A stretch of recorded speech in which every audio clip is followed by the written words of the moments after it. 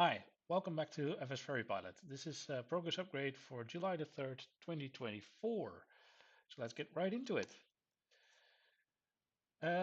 Just a few days ago, we released version 0.9.4 of FSFerryPilot, which is the final closed beta release. The release notes are on screen.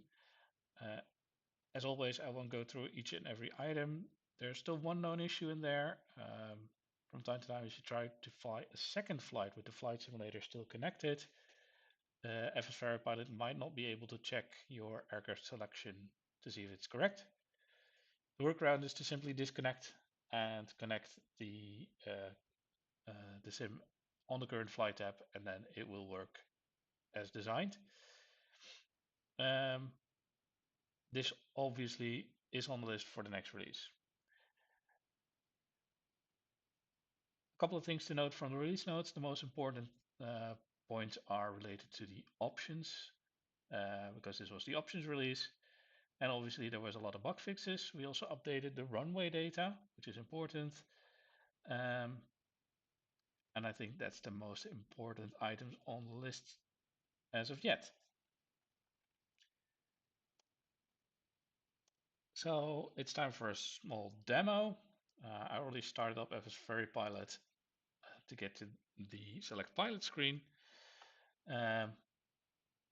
If you click new pilot, now as we've seen in previous screenshots, you can now start configuring the options for your pilot as you create it.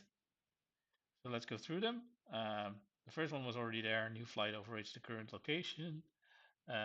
What that means is when you start flying a mission and your location does not match the starting location of the flight, it will automatically move you to the new location where you have to start the flight. If it's not on, then the checks will not match and you will not be able to start tracking your flight. The other ones are new. So the total time requirements enabled means that if you turn this off, you will no longer be required to fly a certain amount of hours before you can fly a certain category of aircraft. The time on type requirements enabled, if you disable this one, that means you will no longer be required to fly a certain amount of hours before you get assigned longer missions for a specific aircraft. And then finally, finance is enabled. If you turn this off, the app will not keep track of any money. You will not make any money. You will not have to spend any money. It's all off. It also will not be displayed in the UI, as I will show in just a bit. I'll cancel this one. I actually prepped an options test profile pilot. If I click OK, there's a bunch of things to note. In the top here, where it used to say keep your balance, there's no balance anymore because finances are off in this profile. Also, normally it would show a reward and it would show travel costs with each flight. That's also not displayed because it's not relevant. And there is no tab for your bank account. So these things are all hidden. Obviously, it doesn't check for anything that has to do with money. If you look at the options here, the total time requirements enabled is turned off, and the time on type requirements enabled is turned on. If I then check the pilot's log, you can see I have very little hours in this profile. I use this for some testing. And if I then go back to the flight selector, you'll notice that no matter what aircraft I would like to fly, I can because the option for the total time requirements is turned off. So I can fly an Airbus, although I only have a couple of hours logged in the app. If I then turn it back on, go to select flight, now you can see I only have very few flights I can do because I can only do very short flights and I can only do them in a single engine propeller flight. If I turn the time on type requirement off, go back here, I get a few more flights. And as you can see, I can also do very long flights. So that's how that works. Another thing to note is once you have your profile created, you can only disable finances if they're enabled. You cannot re-enable it. I talked about this in a previous video. It would be very hard to reproduce all the transactions, and I cannot do the checks for the finances after the fact.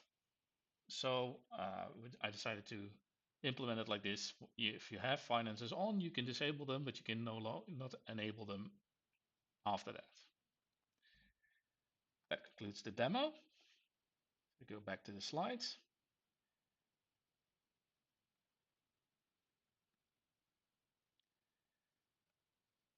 Then the plan for the next release, version 0.9.5. Obviously, the issue that I mentioned earlier for 0.9.4 is high on the list of things to fix. Another thing we want to do is right now, if you complete a flight, that flight is obviously removed from flight selector, but we do not generate a new flight right away. So next time you start FSFerryPilot, it will generate new flights. But we want to do that right away so you don't have to restart if you want to select a new flight. A small quality of life improvement. We want to display the minimum runway distance for your aircraft on the current flight tab.